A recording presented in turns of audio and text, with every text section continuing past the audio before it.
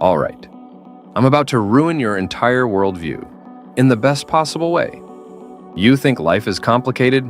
Stock markets, relationships, success, happiness. It's all impossibly complex, right? Wrong. Life is laughably simple. We just hate simple answers. Think about it. Every self-help book is 300 pages saying, eat less, move more. Every relationship advice boils down to communicate and care. Every success story, work consistently on something valuable. But that's boring. So we create complexity. We need the 47-step morning routine, the revolutionary diet with a trademark, the ancient secret they don't want you to know. Here's the joke. While you're searching for complex solutions, life is screaming simple answers. But simple doesn't sell books. Simple doesn't make you feel special. The misdirection? Looking for complexity is the complexity. Life was simple all along. We just complicated the search. Chapter 1. The Effort Paradox. Want to hear something that'll break your brain? The harder you try, the more you fail. No, seriously. Sleep. Can't force it. Happiness runs when chased. Love. Try to make someone love you. See how that goes. It's called the backwards law. The more you want something, the more it eludes you, like trying to float by swimming harder. You just sink faster. Watch this pattern everywhere. Desperate people repel opportunities. Needy people repel relationships. Stressed people repel peace. The funniest part? We know this. Every athlete knows you perform worse when you overthink. Every artist knows forcing creativity kills it. Yet what do? Try harder. So what works? Effort without attachment. Action without desperation. Do the thing, but don't death grip the outcome. Life rewards the relaxed, not the lazy, the relaxed. Big difference. Chapter 2. The Control Paradox. Life's biggest joke? The more you try to control everything, the less control you actually have. It's beautifully ironic. Think about it.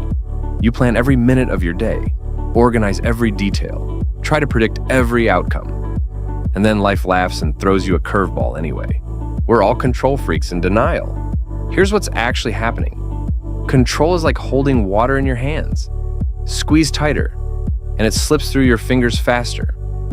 The ancient Stoics figured this out 2,000 years ago. You can only control two things, your actions and your reactions. Everything else, that's life's department. The breakthrough. Focus on your circle of influence. Ignore your circle of concern. Can you control traffic?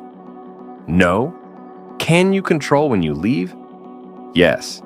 Can you control others' opinions? No. Can you control being someone worth respecting? Absolutely. Stop trying to be life's CEO. You're more like a surfer riding waves. Master the ride, not the ocean. Chapter 3. Your brain's secret night shift. Ready for something wild? While you sleep, your brain runs a full cleaning crew. Like janitors working the night shift.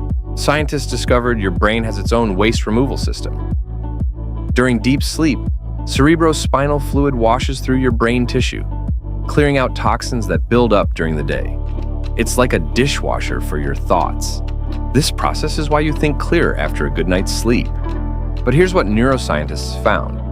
Your brain physically shrinks during sleep to create more space for this cleaning process. The cells actually contract, opening up channels for the fluid to flow through. The science is wild.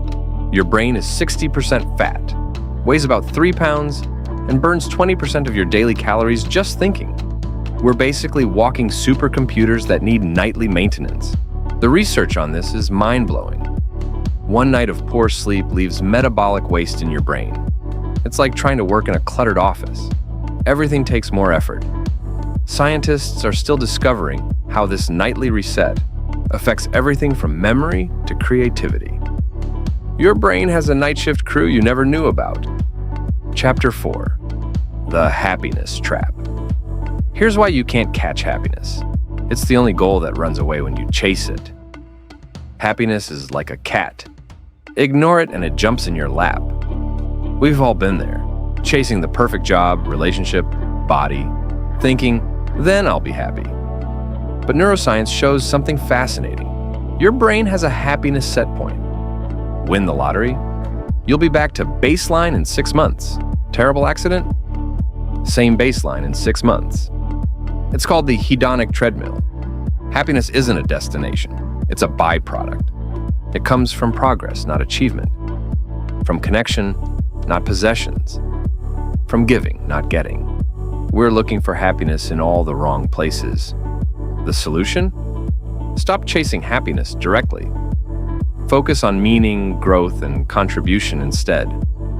Do things that matter, and happiness shows up uninvited like an unexpected gift. The biggest paradox of all? The less you need happiness, the more it appears. Chapter 5. Your biased brain. Your brain isn't a truth-seeking machine. It's a pattern-matching machine with delusions of objectivity. Right now, your brain is running dozens of cognitive biases. Confirmation bias makes you cherry-pick evidence that supports your beliefs. The halo effect makes you think attractive people are smarter. Loss aversion makes you fear losing $100 more than you enjoy gaining $100. You're basically walking around with Instagram filters for reality. Here's the uncomfortable truth. You judge others by their actions, but yourself by your intentions. You remember your successes and forget your failures. You think you're above average at almost everything. It's called illusory superiority. And yes, you have it too. The worst part? You can't turn these biases off. They're hardwired survival mechanisms, but you can recognize them. Awareness is your superpower. Next time you're sure about something, pause. Which bias is talking? Your brain is constantly editing reality to match your beliefs. At least now you know the filter exists. Join our YouTube membership for exclusive perks like early access to scripts, input on future topics about productivity, and connect with a like-minded community that gets it. Click join below and let's build your easier, more intentional life together. Chapter 6. The 90-10 emotional rule. Brace yourself for this. 90% of your decisions are emotional, only 10% are logical. Your rational mind isn't driving. It's just narrating the trip. Think you chose your career logically? Nope. You felt drawn to it, then justified it with logic. That gut feeling about someone? That's your emotional brain processing millions of microsignals faster than consciousness. Your emotions are smarter than your thoughts. The science is fascinating. Your emotional brain processes information 500,000 times faster than your logical brain. By the time you think about something, your emotions have already decided. You're not making decisions. You're rationalizing what you've already felt. This isn't bad news. It's great news. Your emotions are data, not directives. That pause between feeling and action, that's where your actual power lives. Use it. Chapter 7. Memory. Your personal fiction writer. Your memories aren't recordings. They're more like Wikipedia pages that anyone can edit. And the main editor is you. Every time you remember something, you literally change it. The act of recall makes memories malleable. Your brain fills gaps with current knowledge, modifies details based on new experiences, and straight up invents things that feel real. You're not remembering the event. You're remembering the last time you remembered it. Scientists have proven this repeatedly. They can implant false memories so vivid that people swear they're real. Your confident courtroom testimony? Probably 40% fiction. That childhood trauma might be partially manufactured. Your brain is an unreliable narrator, pretending to be a documentary filmmaker. But here's the opportunity. If memories are malleable, you can rewrite your story. Not by lying, but by choosing which parts to emphasize. You're already editing your past. The lesson? Your memories are stories, not documentaries. Since you're already the editor, you might as well edit consciously. Choose which parts of your story to emphasize. Chapter 8. The 80-20 Life Principle. Want to transform your life? Understand this. 20% of what you do creates 80% of your results. The rest is just expensive noise. Look at your life right now. 20% of your relationships bring 80% of your joy. 20% of your tasks produce 80% of your value. 20% of your habits create 80% of your problems. We're all majoring in minor things. The math is everywhere. In business, 20% of customers generate 80% of profits. In your closet, you wear 20% of your clothes 80% of the time. Life isn't fair. It's exponential. Identify your vital 20% and double down. Which activities move the needle? Which relationships energize you? Which habits actually matter? Stop optimizing the 80% that doesn't matter. The brutal truth? Most of what you do is waste. But that means you can cut 80% of your efforts and barely notice. Identify your vital 20%. Double down. Ignore everything else. Chapter 9. Habit loops, your autopilot system. You don't have bad habits. You have perfectly functioning loops with terrible rewards. Every habit follows the same pattern: cue, routine, reward. See phone, cue. Check social media, routine. Get dopamine hit, reward. Feel stressed, cue. Eat junk food, routine. Temporary comfort, reward. Your brain doesn't care if habits help or hurt you. It just runs the program. Here's the kicker. You can't delete habits, only replace them. The neural pathways are permanent highways in your brain.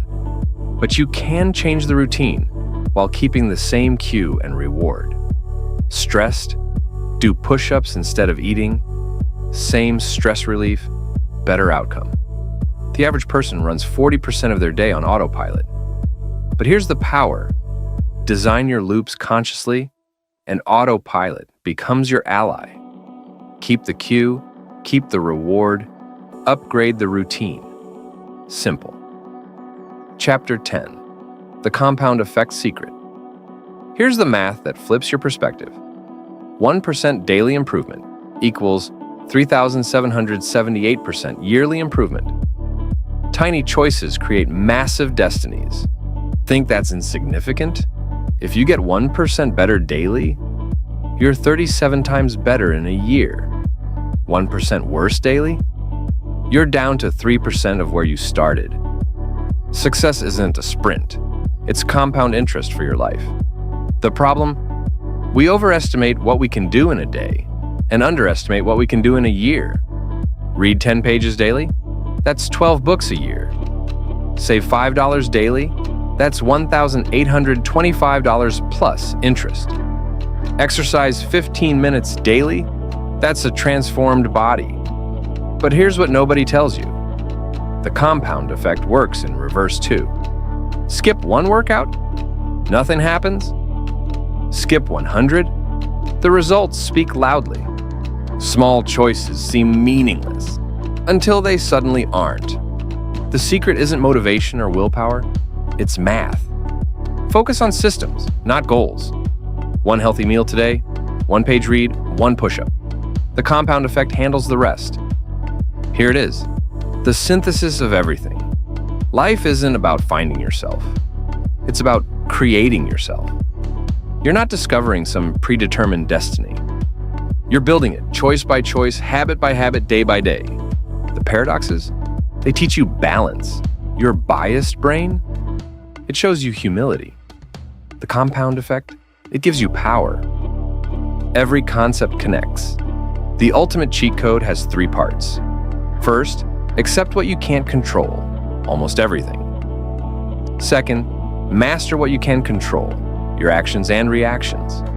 Third, compound tiny improvements daily. That's it. Everything else is commentary. You now understand how your brain works, why happiness hides, how habits form, and where power lives. You know memory lies, emotions drive, and small actions compound into destiny. You have the manual. And hey, if you like this video, don't forget to subscribe and hit that like button. Also, let me know your thoughts on what I just shared. Oh, and there's more. I've just started a Patreon to help support these videos and connect with you more directly. Check out the link in the description if you'd like to join.